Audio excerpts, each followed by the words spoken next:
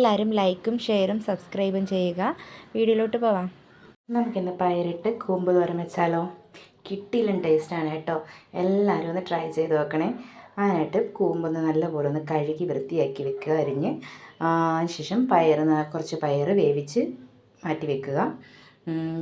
ഒരു medium size സവാള, 2 പച്ചമുളക് അരിഞ്ഞ് വെക്കുക. അരിഞ്ഞ് വെച്ച് പാൻ അടുപ്പത്തോട്ട് വെച്ചതിന് ശേഷം പാൻ ചൂടായി വരുമ്പോഴത്തേക്ക് എണ്ണ ഒഴിച്ച് കൊടുക്കാം. എണ്ണ നല്ലപോലെ ഒന്ന് ചൂടായി വരുമ്പോഴത്തേക്കും നമുക്ക് കടുക് ഇട്ട് കൊടുക്കാം. കടുക് പൊട്ടി വരുമ്പോഴത്തേക്കും നമ്മൾ അരിഞ്ഞ് വെച്ചിരിക്കുന്ന സവാളയും പച്ചമുളകും കൂടി അതിലോട്ട് ഇട്ട് കൊടുക്കാം. ഇട്ട് കൊടുത്ത് നല്ലപോലെ ഒന്ന് വഴറ്റിയെടുക്കാം.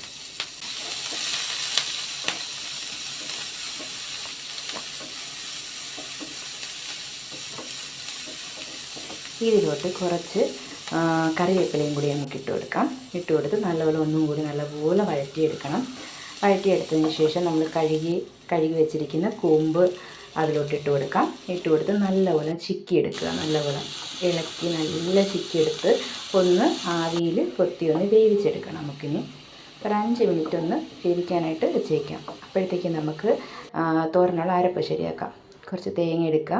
തേങ്ങയിലോട്ട് 1/4 ടീസ്പൂൺ ജീരകം, 1/4 ടീസ്പൂൺ മഞ്ഞൾപ്പൊടി, 2 അല്ലി വെളുത്തുള്ളി, ഇതെല്ലാം കൂടിയിട്ടൊന്ന് മിക്സിയിലോട്ടൊന്ന് അടിച്ചെടുക്കാം.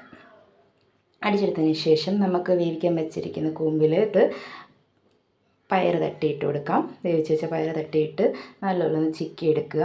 ചിക്കിയെടുത്തതിന് ശേഷം അതിലോട്ട് അരച്ച് വെച്ച അരപ്പും കൂടി അതിലോട്ട് ഇട്ട് കൊടുക്കണം. അരപ്പൊടി ഇട്ട് കൊടുത്ത്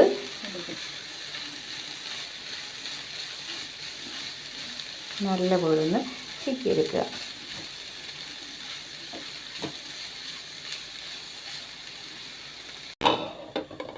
ആവിയിലൊന്ന് വേവിച്ചെടുക്കാം. അരപ്പിൻ്റെ പച്ചമണം മാറുന്ന വരെ ഒന്ന് വേവിച്ചെടുക്കാം. വേവിച്ചെടുത്ത് കഴിയുമ്പോഴത്തേക്കും സ്വാദിഷ്ടമായിട്ടുള്ള കൂമ്പ് തോരൻ, പയറിട്ട കൂമ്പ് തോരൻ റെഡിയായിരിക്കുന്നു.